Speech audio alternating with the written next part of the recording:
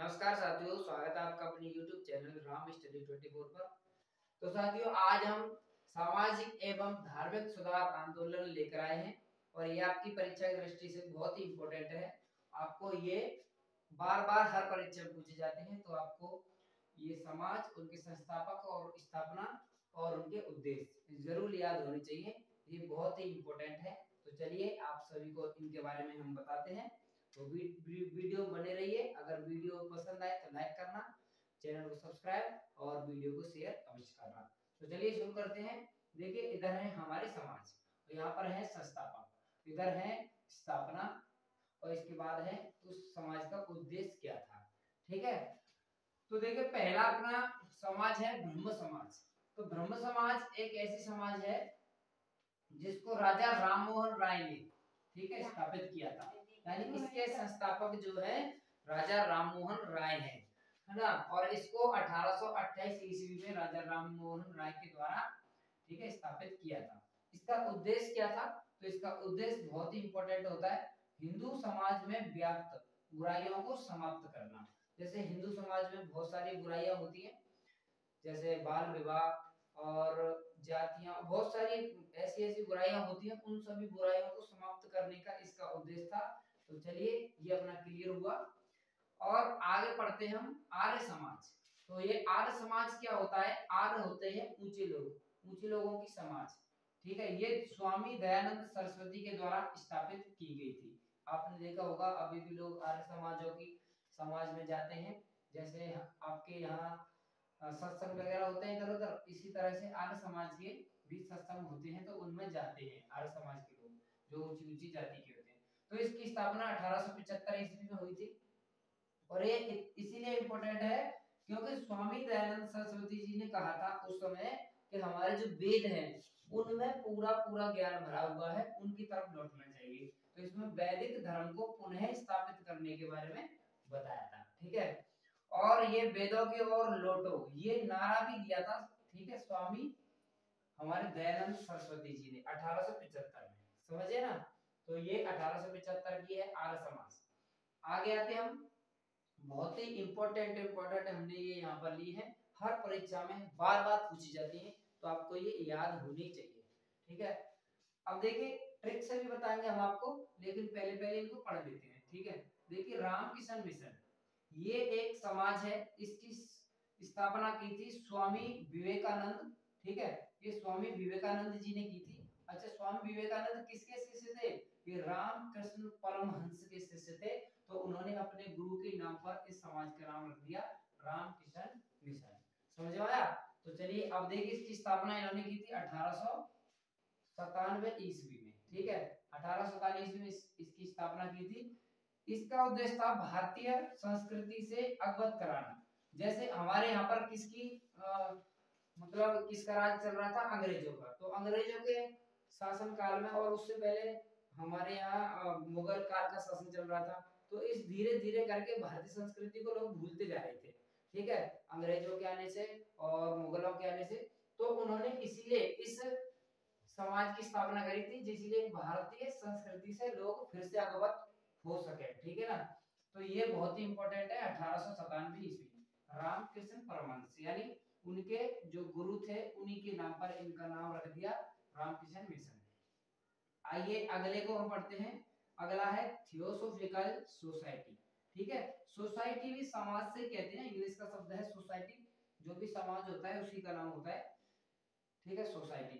तो theosophical society की संस्थापक देखिए कौन है? मैडम ब्लावस्की और कर्नल अलकाट। इन दोनों ने मिलकर इस समाज की स्थापना की थी। समझ में आया? मैडम ब्लावस्की और कर्नल अलकाट, इन्होंने ये 1875 में इसी सन जब हमारे आर्य समाज की स्थापना हुई थी, उसी समय इसी की स्थापना हुई थी 1875 में।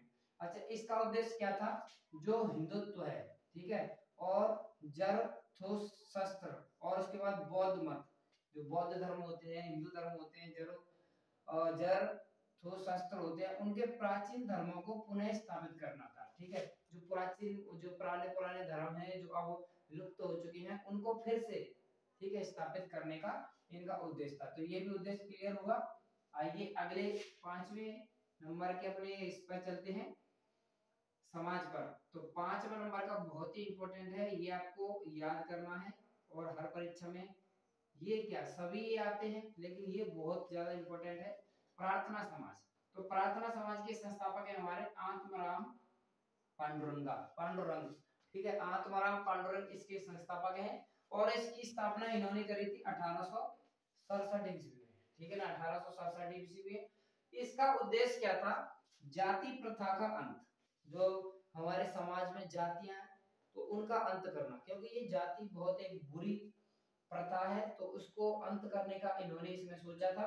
और विवाह की आयु को, विवाह की आयु में वृद्धि, जैसे विवाह पहले छोटे छोटे उम्र में हो जाती थी, 12 साल और 14 साल इतनी उम्र में हो जाती थी पहले, ठीक है। अब से भी लगभग 50-60 साल पहले अपने दादा दादी को पूछना तो उसी समय में भी ये शादी होती थी। तो इनको इन्होंने कहा था कि विवाह की आयु में वृद्धि होनी चाहिए। और विधवा विवाह, ठीक है, विधवा विवाह फिर से होना चाहिए। जो विधवा हो जाती है महिला किसी कारणवश, उनके पति खत्म हो जाते हैं, तो उनके जो विधवा हैं उनके विवाह भी होनी चाहिए। ये एक समाज में अच्छी बात है। पहले विधवा विधवा को एक कुरीति के रूप में मानते थे लोग, लेकिन इन्होंने इसकी, ठीक है, शुरुआत कराई थी। और स्त्री शिक्षा को बढ़ाना, इन्होंने कहा था कि स्त्री अगर शिक्षित होगी घर में तो फिर ये समझो वो घर अच्छा ही है और उस घर में सुख शांति बनी रहेगी। स्त्री की शिक्षा इसीलिए बहुत जरूरी, इसीलिए इन्होंने स्त्री की शिक्षा पर भी जोर दिया। तो आइए अब हम इसको एक बार फिर से और ट्रिक के द्वारा इसको याद करते हैं। तो यहाँ देखिए पूरा आपने पढ़ लिया, अब देखिए ट्रिक के हिसाब से पढ़ते हैं। यहाँ पर है हमारा ब्रह्म समाज। अब ये ब्रह्म है, ब्रह्म में आप सभी को एक शब्द आ रहा होगा ब्रह्म, सबको पता चल रहा है ब्रह्म। तो जो राजा लोग होते हैं, राजा लोग वो ना हमेशा हर किसी को ब्रह्म ही रखते हैं। अगर उनको उनकी जानकारी पता चल गई तो फिर वो राजा बन जाएंगे ना, इसीलिए उनको ब्रह्म ही रखते हैं कि वो उनके पद तक ना पहुंच पाए। तो ब्रह्म में कौन रखते हैं, राजा लोग, ठीक है। अब इसको याद करेंगे 1828 में, ठीक है, क्योंकि उनको अठाना दे, 28 अठाना दे, ठीक है, 1828 ये हो गया याद, ये ट्रिक है, ठीक है। जो राजा लोग होते हैं हर किसी को ब्रह्म में रखते हैं क्योंकि उनको कोई हटा ना दे। तो 28 हो गया, 18 से 28 याद आ जाएगा। तो इसके उद्देश्य को ट्रिक से याद करने की आवश्यकता नहीं है, ये तो केवल आपकी नॉलेज के लिए था, ठीक है।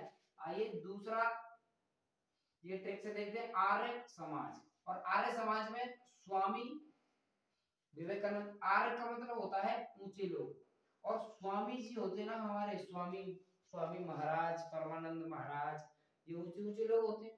तो ये इससे याद आ जाएगा स्वामी। और स्वामी जी कैसे होते हैं, दयावान होते हैं, ठीक है, स्वामी दयानंद सरस्वती।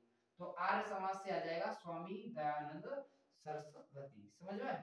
चलिए तीसरे को देखते हैं, राम किशन मिशन, समझे, राम किशन मिशन। तो इधर आपको पता होगा कि राम किशन जी के हमारे जो स्वामी विवेकानंद जी के कौन थे, ये गुरु थे रामकृष्ण परमहंस, तो उन्हीं के नाम पर ही रामकृष्ण रखा गया। लेकिन अगर फिर भी आपको याद ना आए तो ऐसे याद करना, जो विवेक जो होता है ना किसी के अंदर, तो वो राम जी और कृष्ण जी के अंदर बहुत विवेक होता है। विवेक माने बुद्धि, समझे, तो भगवान है उनके अंदर तो विवेक होगा ही होगा।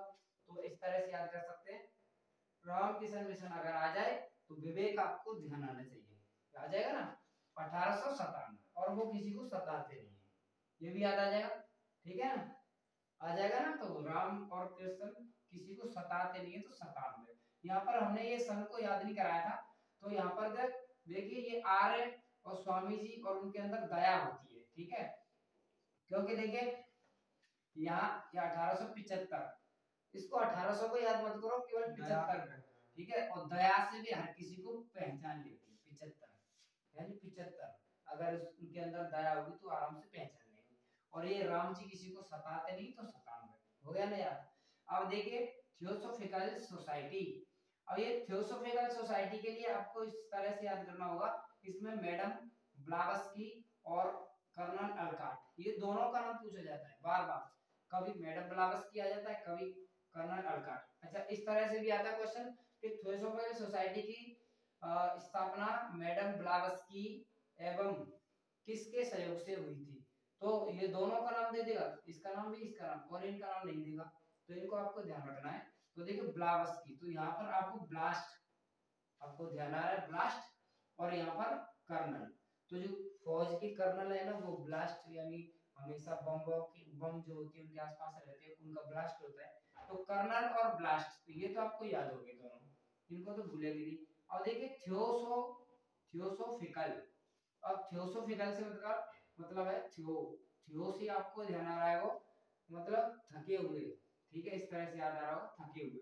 कोई थका हुआ आदमी होगा तो उसके पास आके ब्लास्ट हो जाएगा, ठीक है, कर्नल आके ब्लास्ट कर देगा। थियोसोफिकल सोसाइटी इस तरह से, ठीक है। और तुम पहचान में भी नहीं आओगे, 75 नहीं पिछलोगे, पिछक जाओगे इस तरह से अगर तुम्हारे पास ब्लास्ट हो गया तो पिछक जाओगे 75, ठीक है, 1875। ये और दोनों सेम है, ठीक है। प्रार्थना समाज, प्रार्थना समाज में आपको पता है, ठीक है, जब आप प्रार्थना स्कूल में करते हैं तो फिर किस तरह से करते हैं, आत्मा से, पूरी आत्मा से करते हो कि नहीं, ऐसा तो नहीं अपने मन में कुछ चल रहा हो प्रार्थना कर रहे हैं, ठीक है, ऐसे बहुत बच्चे होते हैं। ये ऐसा आज के बाद नहीं करना। देखिए प्रार्थना समाज की स्थापना करी थी आत्माराम पांडुरंगा। तो प्रार्थना से ध्यान आना है आपको, आत्मा आ जाएगा ना। तो इसीलिए प्रार्थना समाज की स्थापना आत्माराम पांडुरंगा ने, ठीक है। और यहाँ पर 1867, ठीक है, 67, 1867, तो इसको याद करना है, तो मैं 1800 तो करना ही है, 67 इस तरह से कैसे याद आएगा 67। तो जब तुम्हारी प्रार्थना होती है ना तो क्या होता है, ये ऐसा लगता है बच्चों को बहुत बोरिंग है, सर से क्यों नहीं निकल जाती ये, जल्दी से क्यों नहीं निकल जाती, उनको बोरिंग लगती है, बोरिंग लगती है तो परेशान हो जाते खड़े खड़े खड़े खड़े, वो कहते हैं सर से निकलनी चाहिए लेकिन नहीं निकलती। तो 1867, ठीक है। और इनके उद्देश्य मैंने आपको कराई दिए हैं, ठीक है। तो हमारे ये आपका पूरा टॉपिक हुआ। अगली वीडियो के लिए अब हमारे चैनल को लाइक और वीडियो को, हमारे चैनल को सब्सक्राइब, वीडियो को लाइक और वीडियो को शेयर अवश्य करें। तो नमस्कार, धन्यवाद, जय हिंद। बन गई।